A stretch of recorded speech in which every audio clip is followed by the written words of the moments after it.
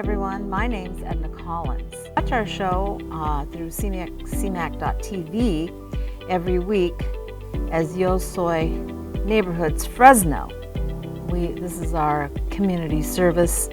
It's being done in a professional studio, but it's not something that we're wanting people to be polished. They can talk freely. It's a conversational type of show. We're going to be moving into 4974 East Clinton Way, second floor C2 here in Fresno. I just wanted to share with you a couple little things I mentioned before that we need to kind of dissect and kind of get out there in the airwaves so people can start recalling that, you know, we have duties. We have duties as a citizen of the United States. You know, our forefathers created the Bill of Rights and gave us kind of a roadmap as to what and how the country behaves as a whole. We're like a really big team from coast to coast, and the other communities that we have, like Hawaii and now Puerto Rico. So we need to, and I'm bringing this up because I noticed here in Fresno, some of the citizens really don't, or maybe they can't remember, we've gotten far away from this, that we, as citizens, we don't just take. We're participants as a team member. It's a give and take, ebb and flow. So I wanted to dissect a little bit of this civic duty and where it comes from, and then we'll live in communities. We huddle together in these groups of people living in the same sort of shared geographic space, and we're living at a time of technological advancement, in a time where we are increasingly globalized, and at a time where we are increasingly disconnected from each other. Certainly we can go and find out the latest news from around the world, as well as know the most intimate details of our favorite celebrity, but we very seldom know the name of our next door neighbor. Nor have we met the local city council person who might be making decisions about our future. So while we might have opinions about the big issues around the world, we don't often pay attention to those local public policy decisions that affect our lives much more immediately and much more profoundly. It didn't used to be like this. We didn't used to be this disconnected. In fact, when this country was founded, it was founded on the principle of people coming together to create something new, a democratic experiment that was world-shaking. In fact, in 1831, a guy named Alexis de Tocqueville came to visit America to see this sort of experiment in action. And he was astonished at how people kept coming together in these sort of associations to make this country work. And he ended up concluding that the health of a democratic society may be measured by the quality of functions performed by private citizens. Now, why would that be so? As a democracy is about creating a government. But one of the things we've learned about governments, democratic governments, is that the government doesn't have enough power or resources to solve all of the problems that we need it to have. So our great social compact feels unfulfilled because government isn't doing everything that we want it to do. And if government had that level of power or resources, we'd call it tyranny, and we try to overthrow it. And so it doesn't work. And so we've turned to something else to try to make this American experiment work, and that's turning to private business, the market sector, where we think that the invisible hand of economics, the private business, will be able to fill those gaps in the social content, in the social compact. That together with government and private industry, we can work together, a free government and a free market economy, and be able to create worthwhile communities that enhance the quality of life of people in those communities. And yet, one thing we know about market economies is there's always someone on the outside looking in or on the bottom looking up. Simply put, it doesn't work like that. It's not enough to be able to solve what we need in our local communities. What's missing is a third sector, a community sector, an independent sector the sector that's filled full of individual volunteers and organized nonprofits who are associating together for the public good and filling those gaps in our societal compact. The ones who are doing what needs to happen in order for needs to be met, dreams to be realized, and for our entire community to move forward. You know, when I grew up learning a little bit about how democracies worked, and this idea of government was something pretty astonishing to me. I thought it was pretty neat, and I thought I could be a part of that. But what I learned was on how government worked was something the Schoolhouse Rock taught me on how a bill became a law, right? You saw that. I remember learning in civic class about there's 3 branches of government. History class taught me about the Constitution and how it was amended and so we could become free. And I thought that government and governance were the same thing. That our job as citizens was to vote for someone to be in elected office, and they would make the decisions, and we got to sit on the sidelines and complain about things. Right? And that was how things worked, that they did the governing and we did the whining, and together we moved forward. And so when I turned 18, I was really excited because then I could register to vote and to do my civic duty.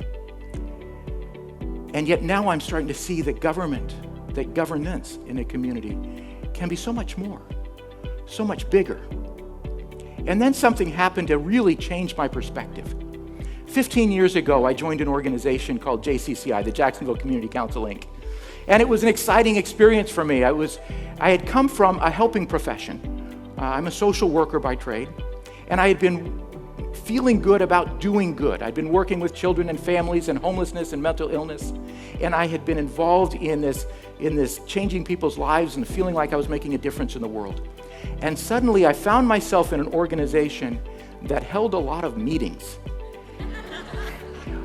We met about everything, and people would come in for these meetings, and we would talk about things, and we'd talk about public policy. And I thought over and over that first year, have I made a mistake? I began to question my choices. What happened to making a difference in the world? But sometime during that first year, I started to see something happen. I saw people coming together who normally wouldn't come together, having conversations that normally wouldn't happen, talking about things in ways that nobody had been talking about before. I saw people coming together and creating new ideas, shaping new public policy, building new programs, transforming lives. In short, what I really saw was the power of civic engagement. And I saw that civic engagement in action, making something happen, making something miraculous, making something real. Now, one of the things I learned in that is that civic engagement is more than just this voting that we used to think about civic engagement was. What I learned is that civic engagement at its core really is the most important factor in making communities work. You see, governments can function, they can pass laws, they can make decisions, but you don't get the quality of life you really want in a community unless everybody's a part of that, unless everybody's a part of making those decisions and working on those things that matter most. And I discovered that all communities and all nations around the world have 2 big questions that they have to answer. The first question is, what matters most? You see, policies and programs and budgets and actions are all built on values. Those values drive what we do. They drive what's important. They drive what we measure. They drive everything that we do. The values of a community are manifest in the kinds of policies and programs and actions and budgets that get enacted and made real and are reflected in the lives of the people who live in that community. So the most important question is a community has to decide is what matters most? What do you value? But the second question often will determine the answer to the first question, and that is, who gets to decide? Who's allowed to tell you what matters most? You see, if you have a system where the only people involved are government and private business, you might end up with a system that, favored incumbency and created income inequalities. And you wouldn't want that to happen. What we find is that as people get involved in communities and start to share the things they value, they transform the values of communities. They transform the policies that a community pays attention to. They change the definition of success that a community has for itself. And you start to see a very different kind of democracy playing out in the community. In fact, that's the only way you can make democracy work. And by work, I'm talking about that stuff, that government by the people, for the people, of the people, the stuff Lincoln used to talk about. Right? That's the kind of thing that starts to happen when you start inviting people into those conversations.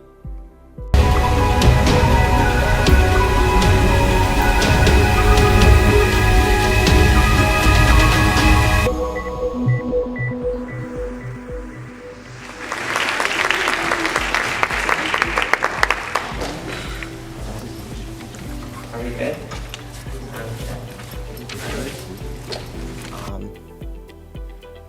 For the past 12 years of my life, I've been counting down the days until I could turn 18 for one reason: to be able to vote. Growing up in a household where both of my parents both actively followed politics pushed my brother and I to be engaged in the subject. Furthermore, both of my parents grew up during the communist regime in Ethiopia known as the Derg, where they didn't have any say in how their government functioned. It is for both of these reasons that I've spent most of my free time focused on learning how I could better educate myself and ensure that I could become a more empowered voter in this country. However, I, along with millions of other Americans across the country, are in the minority. Just 31% of Americans age 18 through 29 voted during the 2018 midterms. 31% of eligible voters. Furthermore, just 1 in 3 Americans can pass a citizenship test. 1 in 3. That's compared to the 91% immigrant pass rate of that same test. Much of this ultimately comes down to civics education. During the 1960s and the Vietnam War was going on, and most of the federal government thought it would be a good idea to dumb down civics and depoliticize the classroom. Since then, we've seen voter turnout rates for young people go from around 50% down to the 31% we see today. Much of this comes from a lack of strong civics education. That is where, in many parts, our school, Los Altos, is a problem. See, we only have 3 options for civics education. It's AP Gov, regular civics, and global connections. However, our civics education requirement is only 1 semester during senior year. That is a grave problem. If we can further go back and look at some of the research that's been done, a Tufts University Research Center spent years looking at civics education, analyzing different classroom settings and different ways in which we could further empower our voters. And they found one thing, that if we started civics education in middle or even elementary school, we'd get a higher voter turnout. That would prevent any sort of issues that we see with the 31% voter turnout rate, and only 23% of Americans that took the middle school civics education national exam passed or exceeded standards. And if we further implement those discussions in the classroom, that's how we can further our goals. Civics education is by far the most important class for any citizen of this country for one reason. It allows you to understand how we function as a society. It allows you to understand the different branches of government, the intricacies that go within policymaking and Congress. It allows you to understand that states, for example, have more control over your educational requirements and not the federal government. It allows you to understand that it's not just about how laws are implemented, but it's about how the public receives them and to what extent they are enforced by our local governments.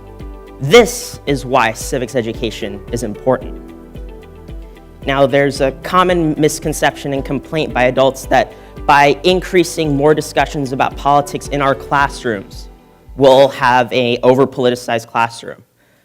But I'll ask you this: what good is education as a whole if we cannot have those conversations amongst our peers in a classroom discussion in which we can be challenged on our ideas and not have to stick to the status quo?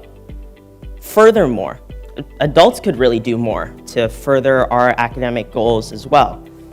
How are we supposed to be more educated and influential in the political system when people are calling us self-centered or too fringe right or too socialist left?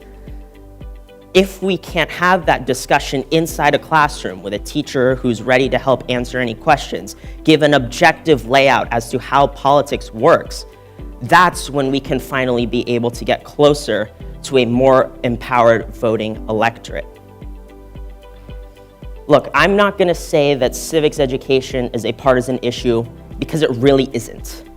It's an American issue. Ensuring that people get registered and understand how to vote is not a partisan issue. It's an American issue. If we want to have the best Republican democracy that we can, we have to get out to vote. That's the only way our society can truly represent the voices of the millions across this country. Now, last Thursday, I had the chance to attend a talk at the Flint Center where James Comey was giving a speech, and irrespective of what you may think about James Comey, I got the chance to ask him this question. If you were to convince a high school student how to vote or why they should vote, what would you say? He told me this, that we would not have any say in our democracy as a whole if we didn't actually get out to vote. And while that may be true, he fails to focus on the biggest issue of them all, that how are we supposed to actually ensure that people get out to vote, that they're active in politics, that they know which candidates and which policies are on their ballot, if they are not educated in how we vote. So, even though I may not be the most politically active citizen in this room or even in this school, I've sought out ways in which I can further understand this society. Through my writing as a journalist, I've sought methods in which I could try to bring a new perspective, to share a new voice as to how we could further impact our community. Whether that's covering the local city council elections, to discussing our March for Our Lives protest last year and understanding student protest dynamics. I'm slowly but surely trying to ensure that I can be a more active and productive member of this community and of this country. Now, I know many of you may be thinking, well, what can we do? What can you do? Because I know many of you in here are under the age of 17, 16, or may slowly just be arriving to your first ever election. And well, you can do a lot. You can campaign, whether that be door knocking, phone banking, talking to your representatives, understanding their perspectives. You can write about it for your local communities. You can further the ways in which you can impact your community directly by just starting conversations. That doesn't have to be in just the classroom. It can be during brunch, lunch, after school. You can have one-on-one conversations with your teachers about understanding different political opinions. It's not really just restricted to the classroom. That being said, if we truly wanted civics education to be a part of everyone's lives, then we should start right in the classroom. I'll say it again, that if you don't want this opportunity to pass it up, like if we truly want to have a say, if we want to be the ones in charge of our own education, if we don't want to allow certain older people to have a stronger influence on how our government functions, there's truly only one way we can do that, and that's by voting. Thank you.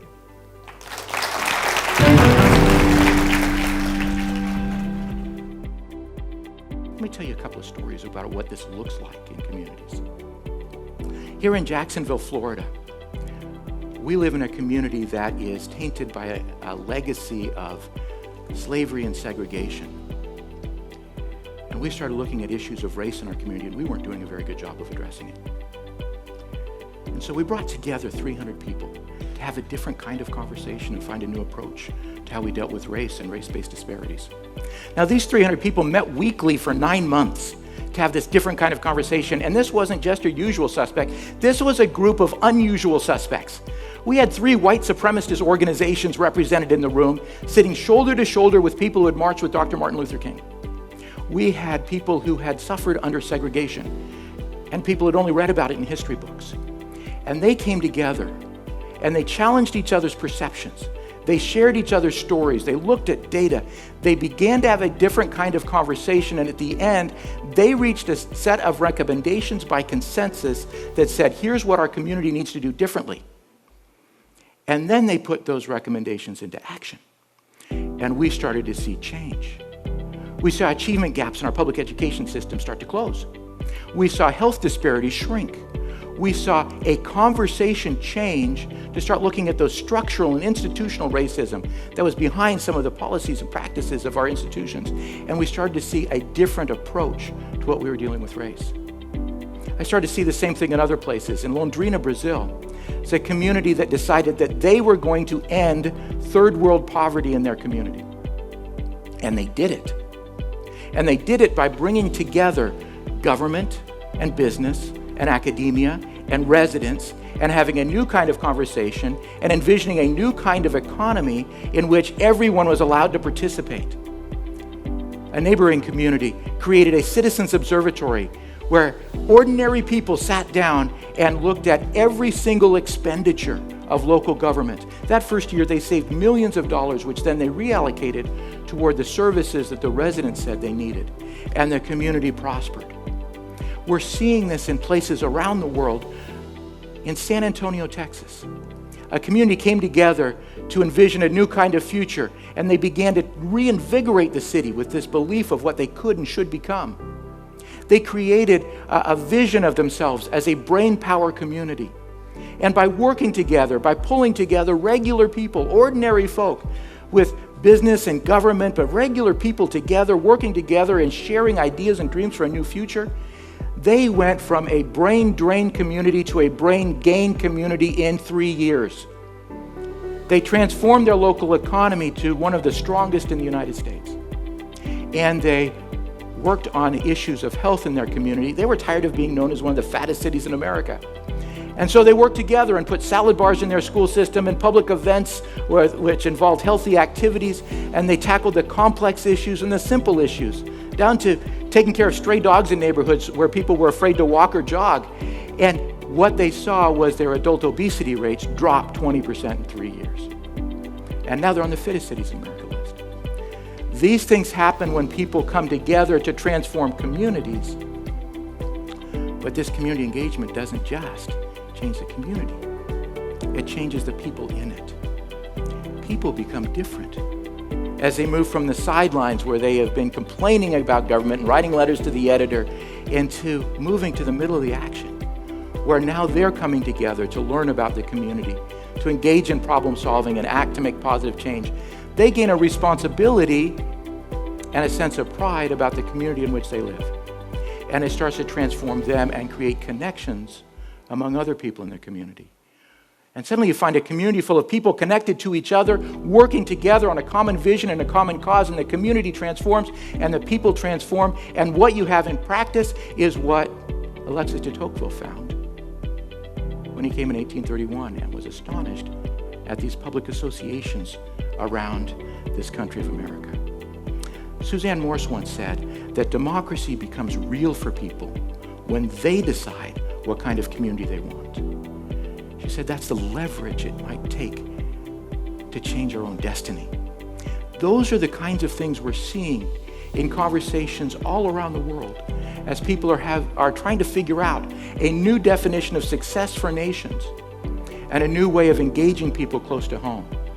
This last month we had someone come in from Egypt who spent a month with us to think about and learn about how to engage people differently in his country. You see, he had learned firsthand that changing government doesn't automatically create freedom and prosperity for all. That what you need is a change in governance itself. And he was looking for new ways to engage people in his community, to create something new for his country. These are the kinds of stories and things we're seeing around the world right now as people understand the power of civic engagement. But you understand it. You've lived it. You're part of it. You know how to connect.